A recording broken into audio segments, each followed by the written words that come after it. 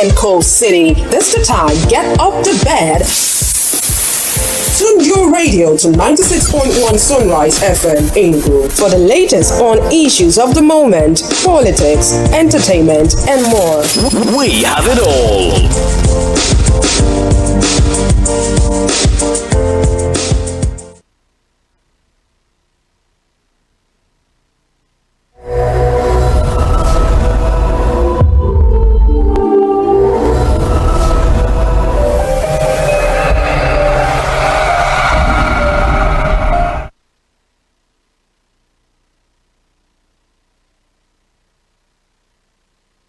Welcome to ETV channel 50 this morning. How you doing? How you doing? How you doing? As always on the program, we'll bring you updates, what's going on, why that is going on, and what we can do about it to make it better. Yes, this is a program where we profile solutions to different issues, sensitize you, update you. Yes, we do a whole lot. Sometimes we entertain you, and some days we are sporty. So this is a program that is a tree with so many branches with different labels. So sometimes it's politics, sometimes it's what's going on in the army and all of that. So you're welcome to Spotlights here on ETV channel 50. My name is Chioma Agulana. And I'm Victor Nadozie. Good morning, Coast City. Together on this program this morning, we will delve into the topic for today, bringing it to you just the way it is. Alright, so this morning on the Spotlight, we want to look at Nigeria and 40% illegal small arm use. We seem to be dealing with a whole 40% of illegal small arm use. Now we want to look at the challenges and strategies in combating this particular menace. Alright, imagine what a gun would be in the hand of the wrong person. Okay, arms are not to be handled by those who are not qualified to do so. When that happens, we have a real problem on our hands. So this morning we want to actually discuss this in detail. All right, so we'll bring you the story just as it is already. Okay, but then small arms or any arms at all should be handled by those who can really handle it. Okay, but let's look at this. Let's look at the story, and then we will delve into the matter. Now, the Chief of Defense Staff, General Christopher Musa, on Thursday, all right, this was last week, he revealed that over 500 million illicit small arms and light weapons are in circulation. It's crazy, but they are in circulation in West Africa, with 40% of illegal arms entering the sub-region, ending up in Nigeria. And you're wondering how. I mean, we're not even at war at this point. We're not fighting anyone. All right, now if they are illegal, it means that we're not talking about the arms that the army or the police or the navy or those who can handle firearms are holding. We're looking at illegal arms handled by illegal people. It's scary, which is the reason why sometimes you're wondering how the armed robber that came to your house had such a sophisticated weapon. Who gave it to them? How were they able to buy it? It's because it's in circulation, and if about 40% that enters the sub-region is ending up in Nigeria, that's a huge cause for concern. So we'll be discussing that in details today. Now, Musa said this while delivering a distinguished personality lecture organized by the Ted Fonda Center of Excellence in Security Management. The security management program that they had happened at University of Ibadan. All right, and this was your state. Now he spoke on the lecture that was titled Global Fragility and Security Management in Nigeria. Now he says it's fragile at this point.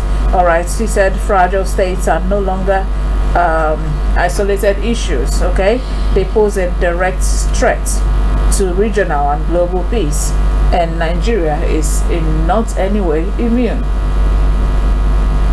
It's scary. It's scary. We have anger issues.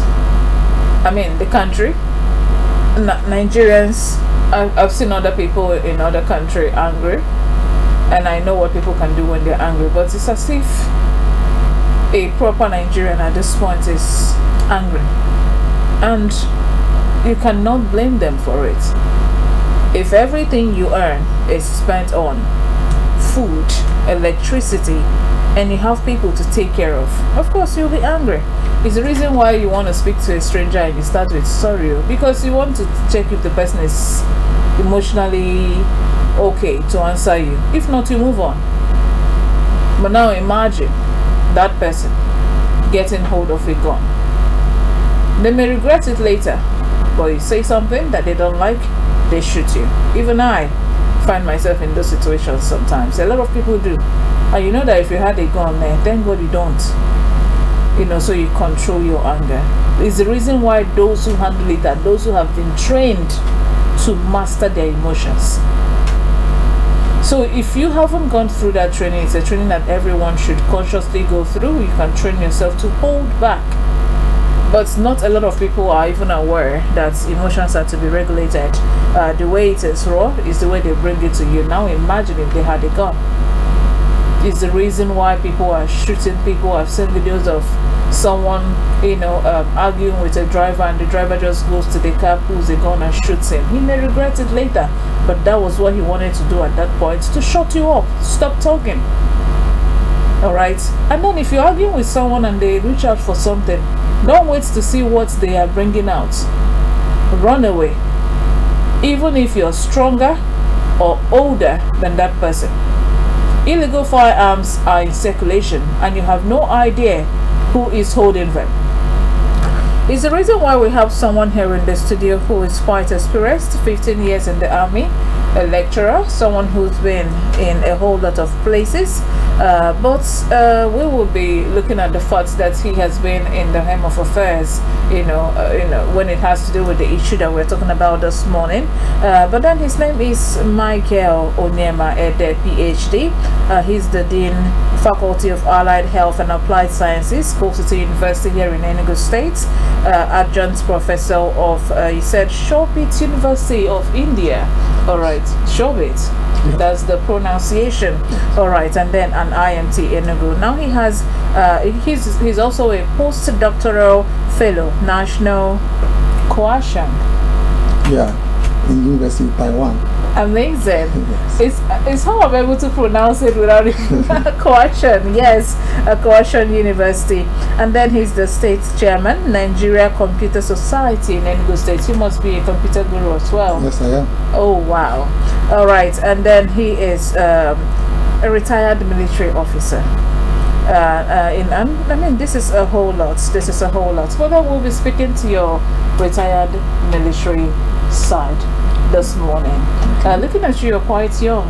I was telling you earlier that you should actually have a lot of High Achievers Award. You should have a whole lot of them at this point. If you don't apply, I will apply using your name, because I know you will get it. Thank you for that. Seriously. Okay, let's look at the fact that we have 40% firearms in circulation at this point. What kind of threats are we exposed to at this point? We're in a big mess. Once again, thank you for having me. We're in a big mess. Nigeria is in a big mess. Africa is in a big mess. West Africa, and of course the global community. There is a proliferation of small arms and light weapons globally, particularly in West Africa. And the statistics indicates that millions of these arms are actually in West Africa, and 40% of them are here with us in Nigeria. You can see that this proliferation of arms and easy availability and access to arms is contributing to increase the frequency of violence in Nigeria, banditry, kidnapping, terrorism, and of course other forms of crime. It constitutes a threat to our generation, future generation, and of course our socio-economic development. Yes. And now that this is the case, why is it that the firearms, the illegal firearms that are in circulation, the moment they enter region, and then it ends up in Nigeria. And I'm wondering why. Why is it ending up in Nigeria? Why? That's a good question. Because Nigeria has a very porous border. The porosity of our border encourages easy movement or smuggling of small arms and weapons. Both the entry and exit point of our borders are highly porous. In fact, they are even controlled by bandits. You go to Zamfara, Nasarawa, and some other part of this country. Most of these borders are controlled by terrorists. So Nigeria does not have control over our borders. Our borders are not properly manned, and it has become a playground for armed smugglers across West African region. Again, there's a high level of poverty in Nigeria. So a lot of people see access to arms as a means of survival. Of course, militancy, growing agitation across different parts of this country encourages arms smuggling. A lot of these groups, non-state actors, are always looking for a means to acquire arms in order to continue their struggle. Of course, we have illicit arm trade, or what I can also equally call a local fabrication. We have a lot of blacksmiths across the country who also produce arms, and they are not regulated at all. The list can go on and on. Of course, we equally have post-conflict spillover. You understand that there are a lot of conflicts in West Africa, from Chad, Niger, Burkina Faso, and even in North Africa like Libya. So a lot of these armed groups are being chased away from these places, and they end up in our borders, and they have free entrance to our borders. So there is a free movement of arms from these spillover arms from these conflict-driven countries to Nigeria, unchecked. Of course, unemployment. According to National Bureau of Statistics, about 4.6% of Nigerians are currently unemployed. And according to them, about 5 million people. Of course, it's more than that, because in a country where we have more than half of the population that are living below poverty line, then we can say that there's a higher level of unemployment than what is being projected by or presented by the National Bureau of Statistics. So an idle man, they say, is a devil's workshop. So we have a lot of able young people in Nigeria that are not doing anything. They're not gainfully employed, and results to armed struggle or armed trades, or to engage in one form of conflict or the other. All right, and because some people make money using arms, Yes. either by selling it, those who are acquiring it and selling it might see it as trade, but then the people who buy it from them use it for a whole lot. That's how people end up dead. That's how robbers and kidnappers end up having lots of firearms, even though that there are reports that they are being sponsored by highly placed persons in Nigeria. But then the reason why that is so is that they also have access to illegal firearms, 40%, and that's quite high for a nation like Nigeria. In fact, it's high for any nation at all. It's high for any nation to have 40% firearms that is illegal. Now, let's look at some of the challenges that might bring to a country like Nigeria. Yeah, there are enormous challenges that we are currently witnessing. The first being terrorism. We are aware Nigeria has been battling with terrorism for years now, and in fact, in recent time, there seems to be a comeback of terrorists, with increasing reports of attacks in Benue, in Nasarawa, in Zamfara, even here in Enugu State, at the Hamufu area, and so many other parts of this country. So that's the first thing. Millions of people have been displaced, families have been disconnected from each other, And again, you are having a lot of resources that ordinarily should go to other sectors in Nigeria are being pumped into the fight against insurgency or terrorism. So that's one of the first effects. Properties have been destroyed, lives have been lost, people have been displaced as a result of easy access to small arms and light weapons. Then you have banditry. I find it difficult to differentiate between banditry and terrorism because both of them are the same. They kill people, they displace people, they cause harm, of course, and they try to truncate socio-economic development. Then we have kidnapping, increasing rate of kidnapping across the country. People are being kidnapped, killed for ransom.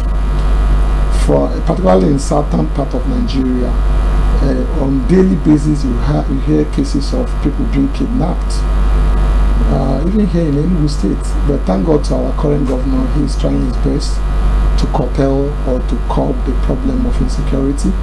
But we still have reports of kidnapping here and there. This as a sort of easy access to arms. The kidnappers have access to arms which they use to kidnap people for ransom. Of course, you have ethnic and religious crisis, communal crisis, as a result of easy availability of small arms and weapons. You see people fighting at slightest provocation. You see people using these arms to shoot at each other or to cause havoc in communities, and in different parts of this country. It's a big challenge. It's a big challenge. Yes. I can go on and on. We have a lot of crimes being committed, armed robbery here and there, and of course you equally have other issues. People find it difficult to live in peace now because they can easily have access to arms and ammunition. Yes, that's a problem, a big challenge. Yes. And then when we're dealing with the fact that 40% of these arms that are very illegal, small arms, illegal, find their way to Nigeria, we also have people who are even making them. Yes. Blacksmiths. One might think that their job has, there's a level to what they can do now. Technology and a lot of equipments have taken over what they do, but it seems that some of them have now taken to hiding and then producing guns. Yes, let me emphasize that there's nothing wrong in having local production of arms.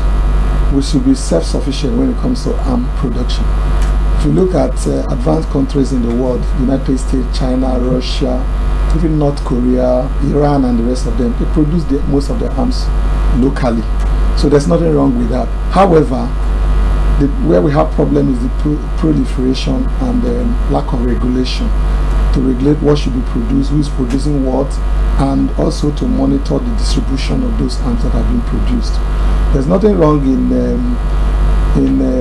our security agencies, the Army, the Air Force, or the Navy, and the rest of them, engaging the services of our local arm producers to boost their capacity, all right, rather than just spending millions of dollars buying it abroad. But we have a lot of blacksmiths in Nigeria who produce arms unregulated, and these arms end up in the hands of wrong people who now use it to engage in violence, robbery, banditry, and the rest of them. So I think government have to do more to see how they can register blacksmiths, those who produce arms, register them, monitor their activities, and possibly find them alternative source of livelihood so that they will no longer produce arms for criminals or insurgents, as the case may be. So it's a big problem, but blacksmithing date back to history, for ages, and it has played a role even in human evolution and advancements.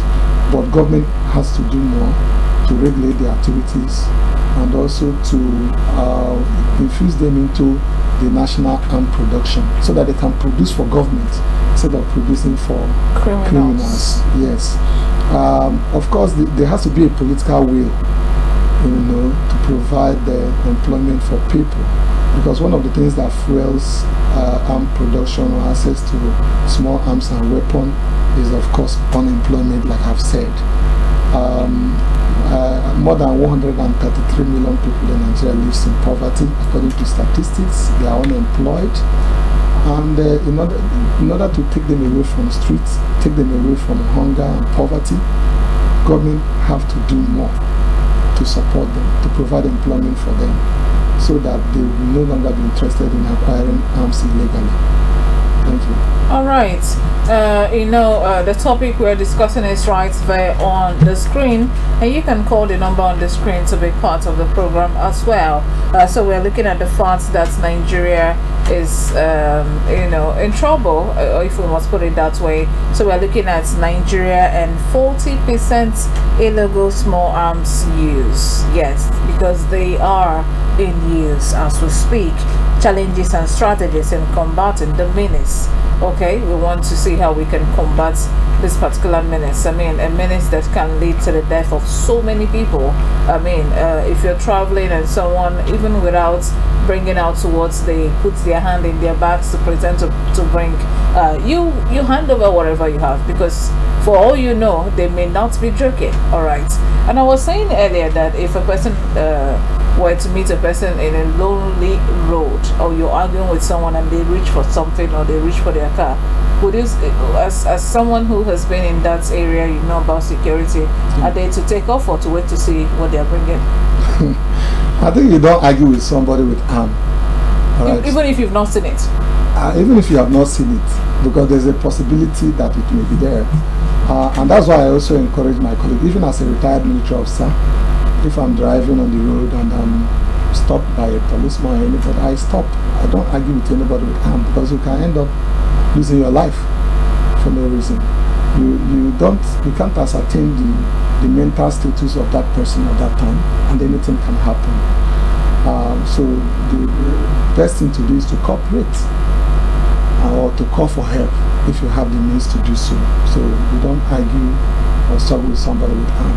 Never ever. Never at all. Never argue with someone who's reaching for something. Yes. And never ever argue with someone who you can see the one that they are holding already. Yes. No matter how sharp you think your mouth is, yes, and no matter how strong you think your arms are, yes, your arms are, you cannot argue. Yes, unless you have a superior power or superior arm to counter it.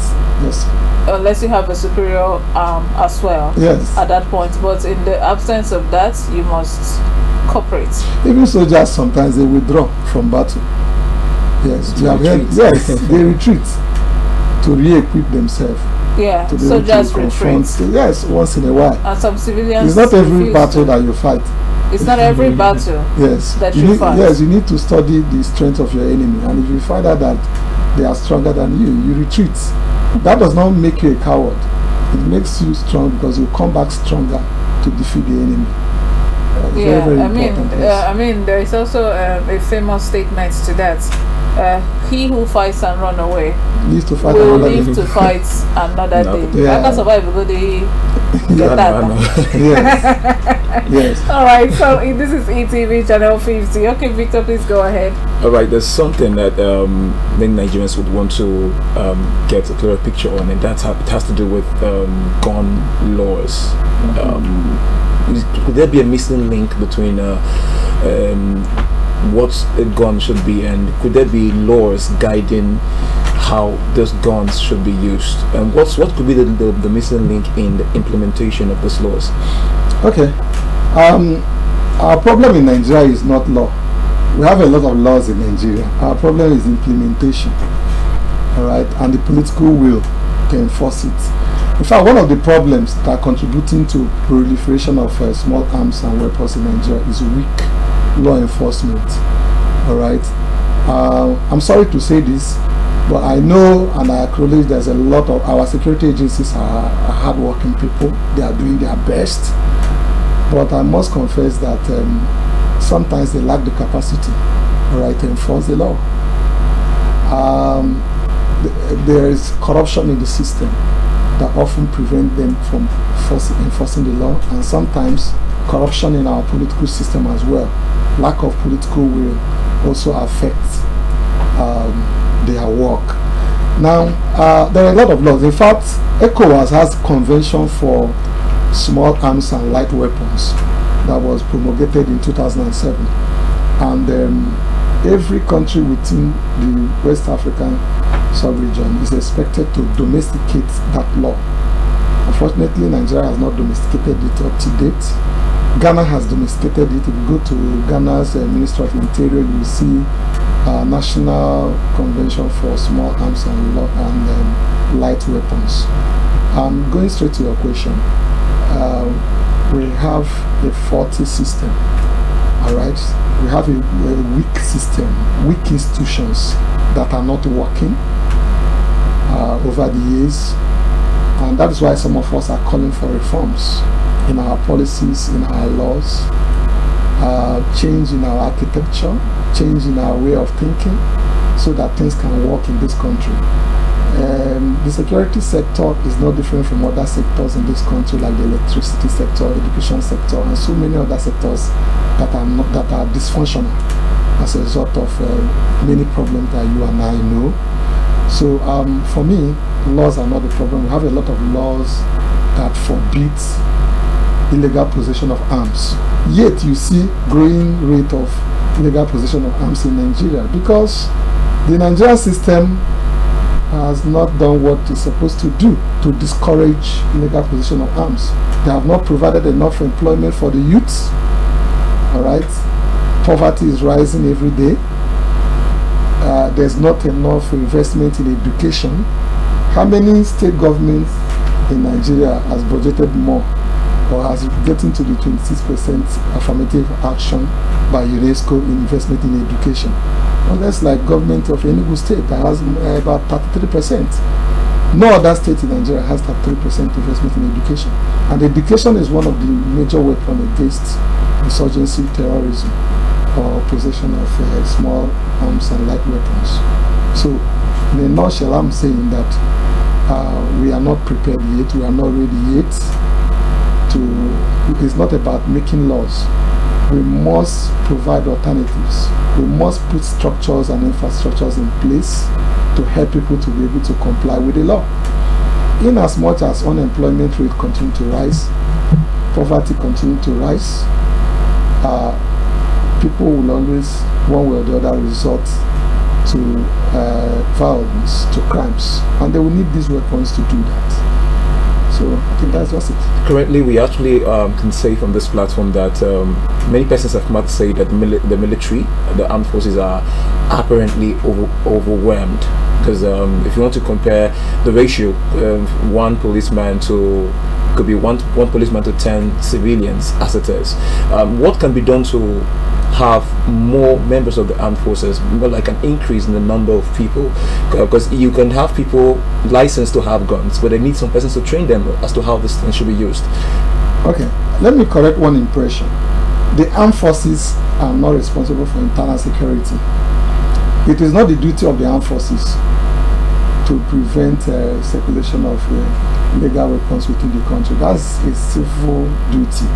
And you have agencies that are designated for that role. People like the Nigerian Police, Nigerian Immigration Service, Nigerian Custom. Unfortunately, I'm sorry to say this, that some of these agencies have not made it their priority to secure our borders. Rather, what they are doing is that, I said it on a sister platform on Channels Television about a month ago, when we were talking about insurgency in Nigeria, and I said, look, some of these agencies are more interested in chasing bags of rice or vehicles on the road rather than manning our borders. You see them chasing vehicles, charging people to pay for Tokumbo cars and all of that, while our borders are wide open. All right, the armed forces is for external aggression. We were trained for wars. I was a Nigerian Army engineer officer. All right, I served in the army, and our major duty is to help protect the country, the sovereignty of this country. But a situation whereby you now leave the job of all these security agencies I mentioned for the armed forces, then they're overstretched. Today now you have even politicians being escorted by the military. Where is the DSS? Where is the police? Where are civil defense? And people are clamoring for establishment of more security agencies. It's not about proliferation of security agencies. It's about enhancing their capacity to deliver. All right? Security nowadays has moved from conventional to guerrilla warfare, to intelligence. All right? So what I'm trying to say is that our armed forces have been overstretched because they are now in charge of internal security. Every nook and cranny of this country, you see soldiers deployed. All right, you see them deployed, and that is a problem. No country can be secured with that kind of attitude. So a lot of our armed forces are now manning, in charge of security at the borders and all of that, checkpoint and a whole lot of things. Then the question is, what those who are actually in charge of this, what are they doing? So it's a big problem. So we need to empower the Nigerian police, Nigerian immigration service, Nigerian custom to do their job, and we need to hold them accountable when they are not doing their job, rather than blaming the armed forces. Again, I agree with you, there is need to increase the strength of manpower of our armed forces, as well as the Nigerian police as well. If you go to police stations now, they're overstretched as well. A lot of our security agencies are more comfortable following VIPs rather than protecting the masses, and that's a problem.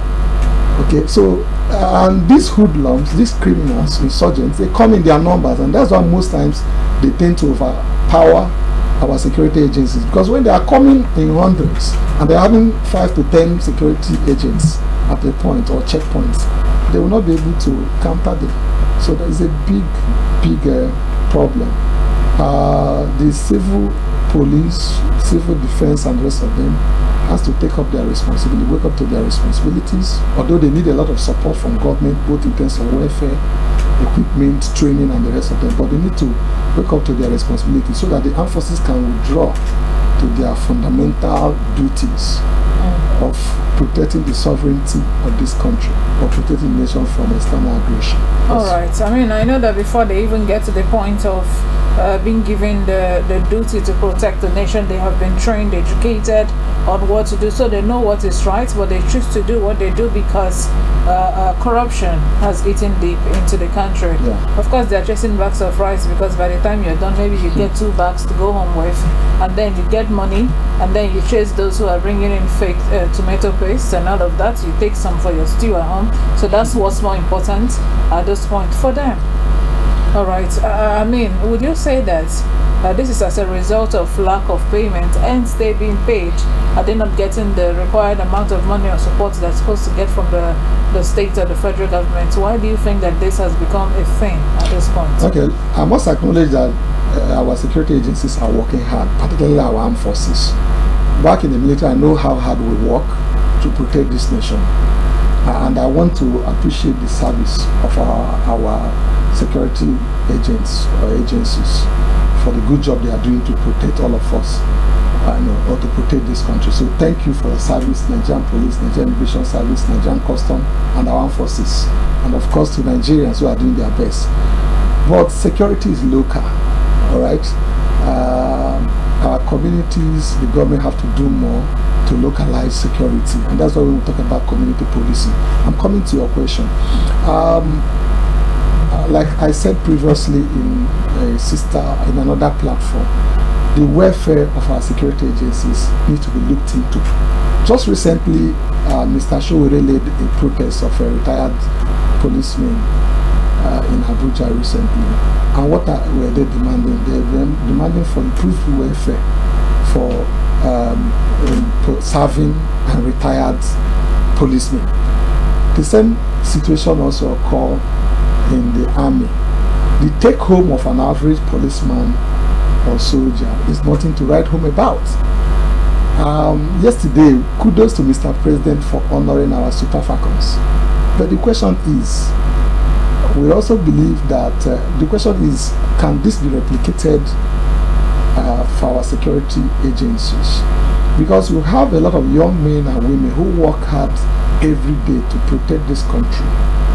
In fact, the problem of insurgency and terrorism has not escalated in Nigeria like what we have in Somalia, in Sudan, and so many other Congo and the rest of them, because of the effort of our security agencies. They need to be encouraged. They need more motivation. Their morale needs to be high, or higher than it is right now. And that's why I am advocating for more welfare. The politicians that don't do much work are collecting higher pay, higher emoluments. But when it comes to payment to the welfare of our security agencies, we keep speaking grammar on it. So we need to improve their welfare, their salary, and some other allowances that are due for them. And above all, we need to equip them with modern equipment that they need, modern technologies. One of the challenges we have in our borders today is because we lack surveillance equipment. We lack drone technology. Look at what Israel is doing. Russia, Ukraine, and the rest of them, United States.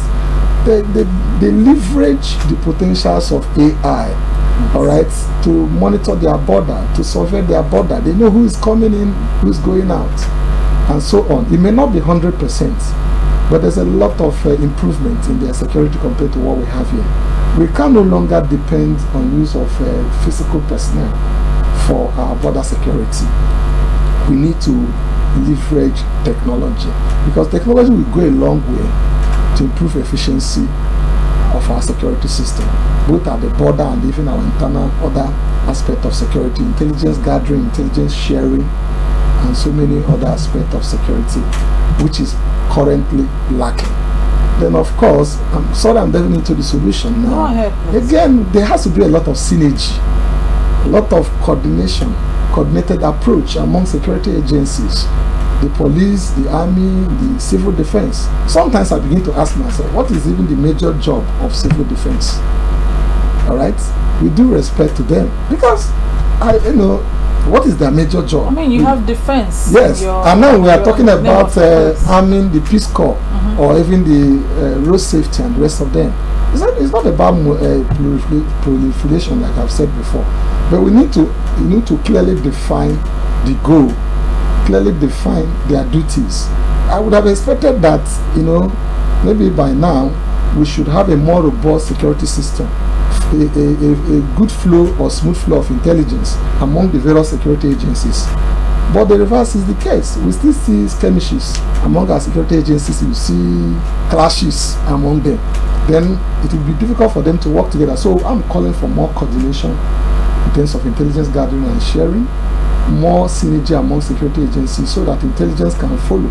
And of course, there has to be confidence, trust, that when people share intelligence, they can be protected. And of course, we need to adopt a non-kinetic approach. The federal government so far has been using more kinetic approach in dealing with security issues in the south, particularly in the southeast. But they are not using, they are more softer when it comes to such cases in the north. And that has raised more questions than answers. So we need to do more in that regard. So going straight, I want to believe that it's high time that we walk the talk. And it's also high in terms of improving the welfare of our servicemen and women. And it's also high time that our security agencies become more proactive rather than reactive, waiting for crime to occur, waiting for insurgents to happen before they react. And that's where intelligence comes in. Recently, you see emergence of new group in Kwara State that has been killing people.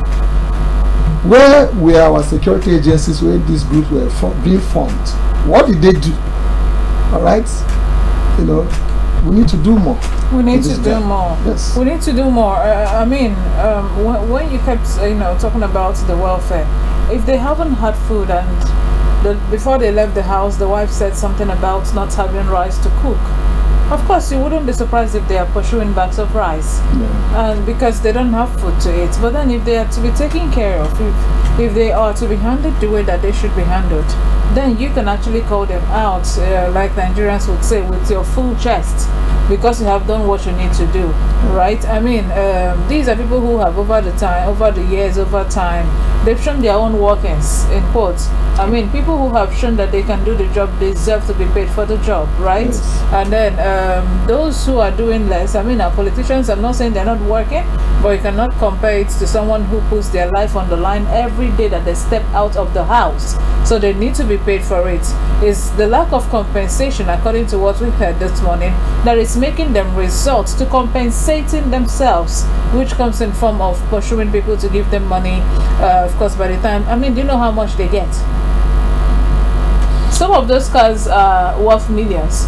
So if they ask you for 300, 400,000 naira, you give it to them, how much is their salary? Yeah, let me really say that the poor pay in our security system discourages some of our best people from wanting to serve in those security agencies. Yes. Because it's among the lowest. The security agencies in Nigeria are among the lowest paid personnel or workers in Nigeria.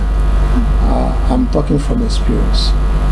When I joined the army, my salary was 17,000 naira. And at the time you left? Yeah, no, that was as at the time I joined. But I think there has been a lot of improvement in recent time. Was it better at the time you left? Yes, it's better and even much better now. Kudos to Mr. President. I think but it can still be better than it is right now. And that's what we're advocating for, in line with the economic reality or modern day reality. All right, because today, even if you pay someone 100,000 naira as a salary, you look at a bag of rice, how much is it? So if the person can afford to buy a bag of rice, cannot even afford to buy ingredients or to make phone calls or to send their children to school. All right, so that's a big problem. So we need a salary system that could make our security agencies to be attractive to people wanting to join. All right, it's not about being patriotic. Yes, all of us were patriotic, but we need to put food on our table. We need to send our children to school. The same thing applies to our security agents. So government has to look into that well. And of course, I support the call for state police. But I think that Nigeria is not right for state policing now. I'm surprised to say that. You don't believe we are right for state policing? Yes. Why is that? Because everyone seems to be advocating for, security at the state level. Why? Yes. From experience, there's a lot of corruption in our system. We have weak institutions. State police or policing can be easily weaponized by politicians. And I want us to take a clue from the state independent electoral commissions across the country, where the ruling party in any state wins or local government elections. You barely see any exception. So if state police is put in place now without putting in place strong institutions to monitor or regulate their activities, most politicians will weaponize it against their opponents. They can frame them up. Right? You have heard recently when one governor from South is warning another politician from coming to his state. That he cannot guarantee his safety. He can't guarantee his security. Without even that particular governor cannot even command a private, a constable in the police because he doesn't have the power. Then imagine when such a governor now has the power to command armed state police. They will go around and killing spread. Because I mean they have if that happens and we're not ready, there could be a weapon. Yes, what I would rather advocate is community policing. Community policing. They need to be empowered, and we need to increase the strength of our vigilantes within the local communities. Like if you come to let's say you come to a particular community now, increase the number of people who are in the vigilantes. But what we have is that when you go to some of these communities, you have about 10, 15 people securing the entire community. It's not possible because there's no funding for them. But if you make it lucrative, that you can, as a young man, you can stay in your community, be part of the vigilante, and every month you get paid well and you still have the opportunity to farm or do one or two things, then people want to do it. But today you have you have few people who are doing that. It's not going to be effective at all. And when this insurgent or armed herdsmen comes around, they'll just overpower them.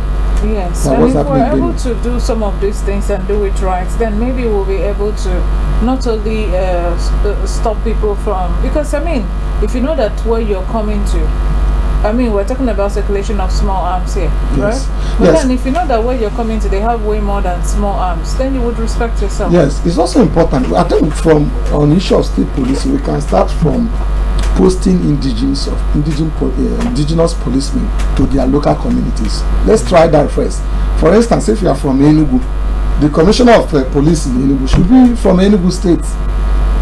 They do that mostly in the southwest part of this country. Most of the commissioner of police in the southwest are from southwest. So they can someone who they understand the locality, all right, and there's more commitment because you won't want insecurity to increase in your area, all right.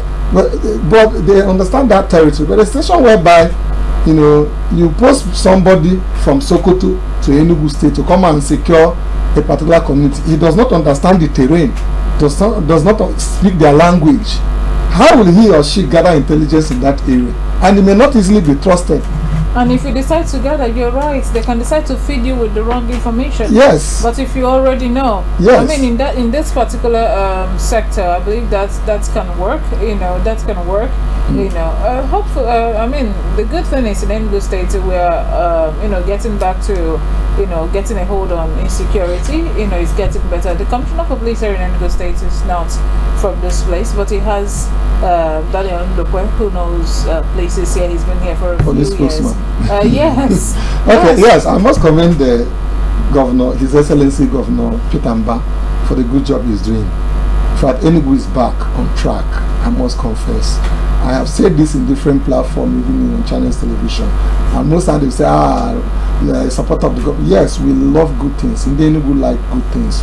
It can only get better, but more still need to be done, particularly in terms of problem of in addressing the problem of armed herdsmen attack, particularly in some of our local communities.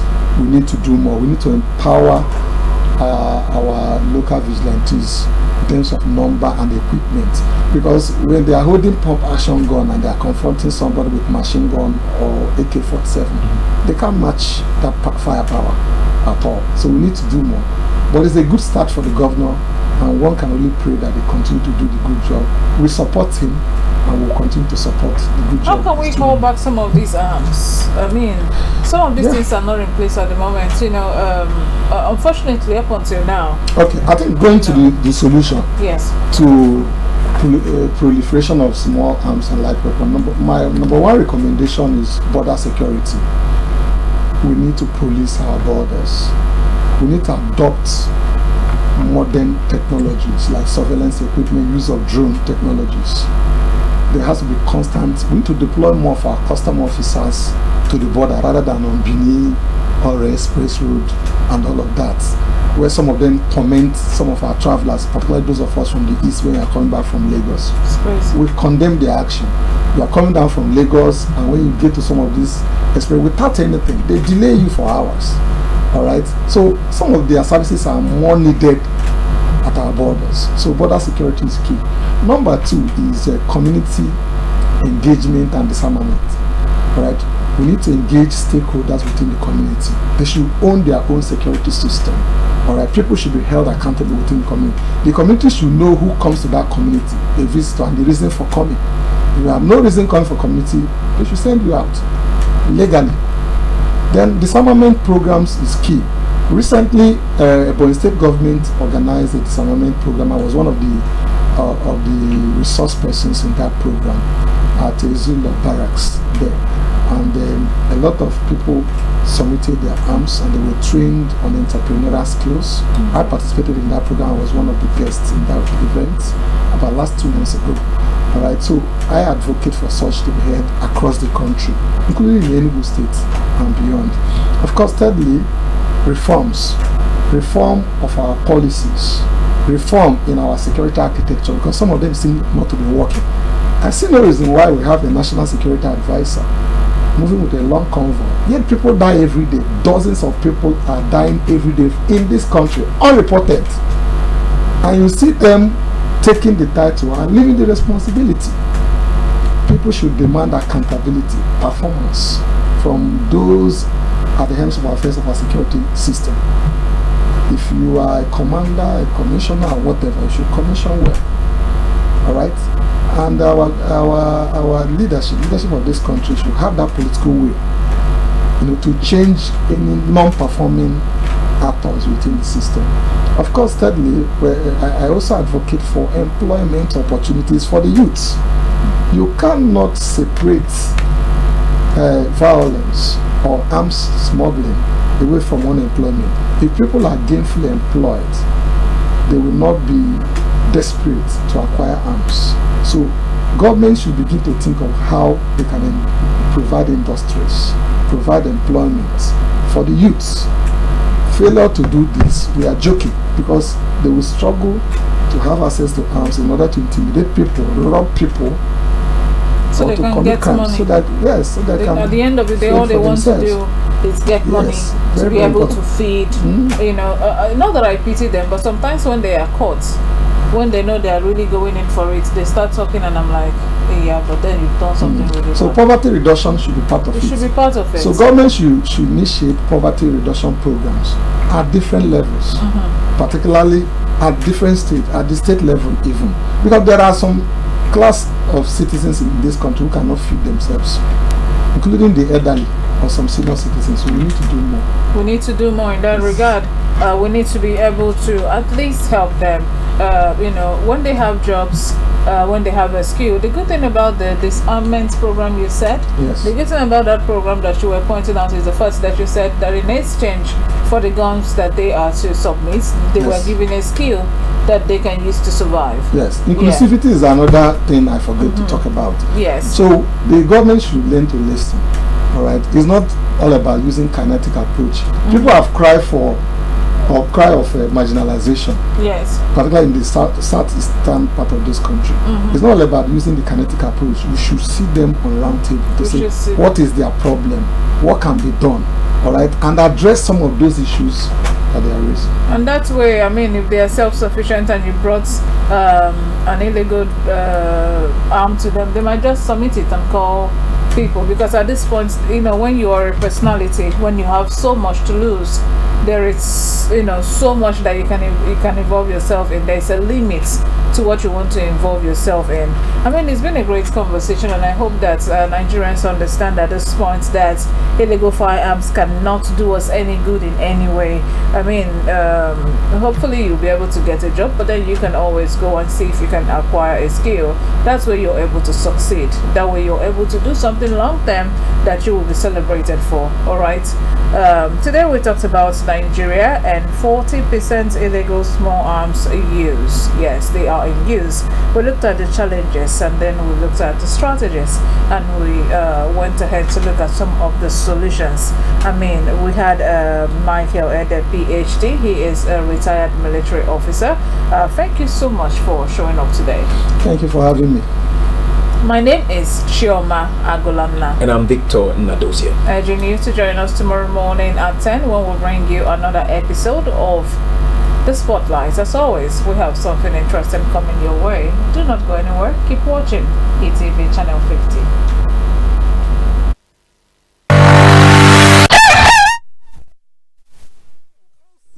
All's gonna be fine. Take a deep breath and relax.